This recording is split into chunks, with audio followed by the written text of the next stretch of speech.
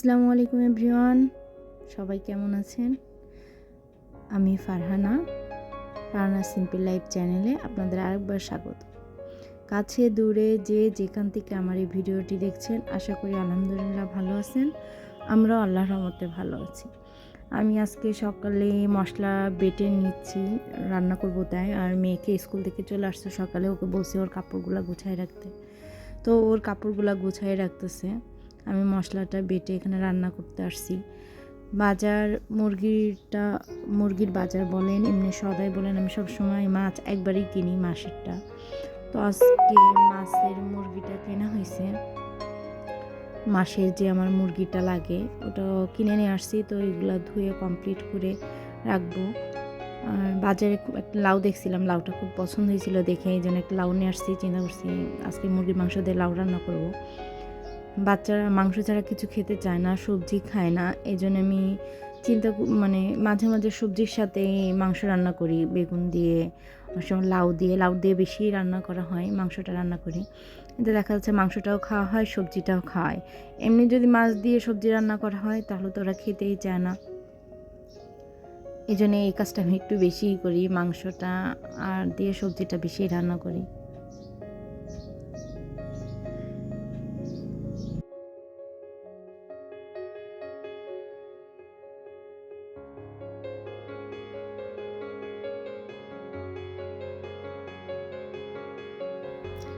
আমার ইদানিং বেশি ভিডিও দেওয়া হয় না, একটু লেটে ভিডিও ছাড়া হয়, কারণ আমার মেয়েটার পরীক্ষা, ওর পরীক্ষার উপর একটু ফোকাস করতে হয়। আমার না বসলে, তো মা না বসলে বাচ্চারা পড়তে চায় না, ম্যাক্সিমাম বাচ্চারা এটা করে। এই জন্যে ভিডিও করা হচ্ছে না অথবা দেওয়া হচ্ছে না। তো আমার ভিডিওটা ভালো লাগলে একটা লাইক দিয়ে ফুল ওয়াচ করবেন, আর চ্যানেলটা যদি সাবস্ক্রাইব না করে থাকেন আমার চ্যানেলটা সাবস্ক্রাইব করবেন। আর যারা অলরেডি এই কাজগুলো করে ফেলছেন তাদেরকে তো অসংখ্য ধন্যবাদ। তো লাউ দিয়ে মাংস রান্না করতে গেলে আগে মাংসটা যেতটুকু কষানোর দরকার আমি ওইভাবে কষাই নিয়ে তারপরে লাউটা দিই। আর লাউতে যথেষ্ট পরিমাণ পানি ওঠে, এই জন্যে লাউতে আর পানি দেওয়ার প্রয়োজন হয় না। আমি এবার লাউটা ভালোভাবে একটু নাড়াচাড়া করে ঢেকে দিই, এটাই দেখা যাচ্ছে মাঝে মাঝে একটু উঠাই নাড়াচাড়া করে দিই, তাছাড়া লাউতে কোনো পানি দেওয়ার প্রয়োজন পড়ে না। তো আমি রান্না বসাই, মুরগিগুলা নিয়ে চলে আসছি, পরিষ্কার করব।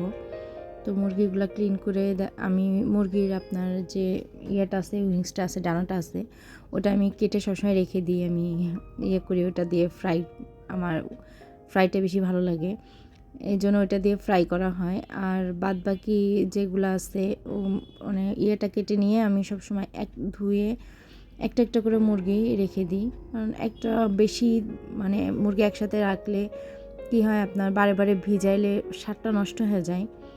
এই জন্য আমি সবসময় একটা বা অর্ধেক করে করে প্যাকেট রাখি, যেহেতু আমরা 3 জন মানুষ, বেশি তো রাখার দরকার হয় না, এই জন্য অর্ধেকটা করে বেশি রাখা হয়।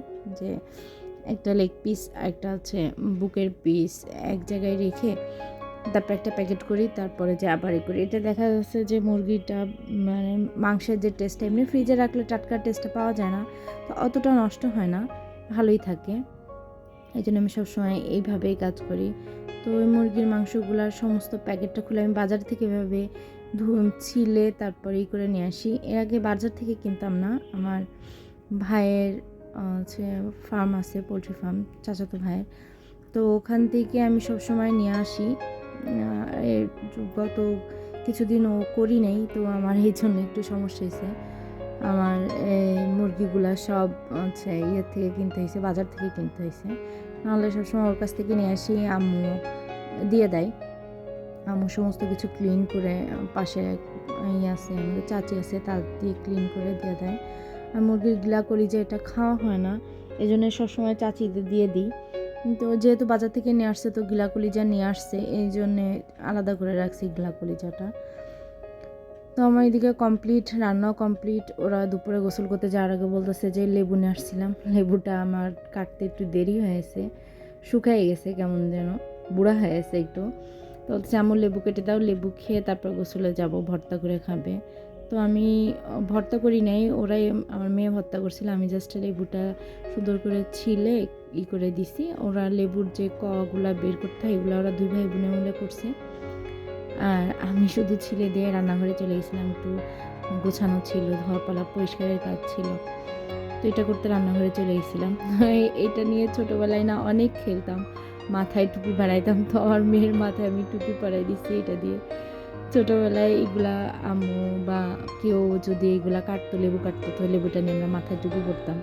তো ছোটোবেলার কথা মনে পড়ে যায় কিছু কিছু কাজে। তো লেবুটা দেখা যাচ্ছে সুন্দর করে ক্লিন করে নিলে আর আমার কাছে তিতাটা লাগে না। আর হাতটা তো অবশ্যই ধুয়ে নিতে হয় লেবুটা কাটার পর, নাহলে তিতা হয়ে যায়। তো এই জন্যে আমি আর করি নাই, ওদের কাছেই দিয়েছি। আমি সুন্দর করে সিলে মাঝখান থেকে টুকরা করে তারপর ওদের কাছে দিয়েছি যে তোমরা ইয়েটা বের করে তারপরে করো।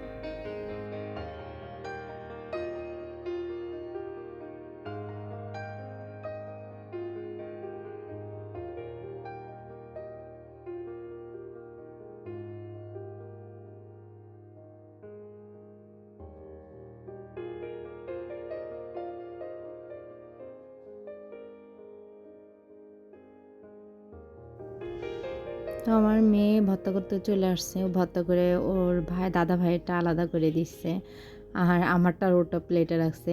আমরা দুইজনে মিলে খাইছি। আর ওর ভাইটার মধ্যে ও ভর্তাতে দেখলাম শুকনো মরিচ আমি ভেজে দিছিলাম, শুকনো মরিচ দিছে, কাসুন্দি দিছে আর বিট লবণ দিছে। তো এই লেবুটা অনেক মিষ্টি ছিল, মনে হচ্ছিল যেন চিনি দেওয়া, আর বেশি বাসায় রাখাতে মিষ্টিটা বেশি হয়েছিল, যে শুকাই গেছিলো লেবুটা। তো লেবু খেতে খেতে আজ আপনাদের কাছ থেকে বিদায় নিলাম। সবাই ভালো থাকবেন, সুস্থ থাকবেন। আল্লাহ হাফেজ। আবার দেখা হবে নেক্সট কোনো ভিডিওতে। আর হ্যাঁ, লেবু মাখানোটা কেমন হলো কমেন্টসে জানাবেন।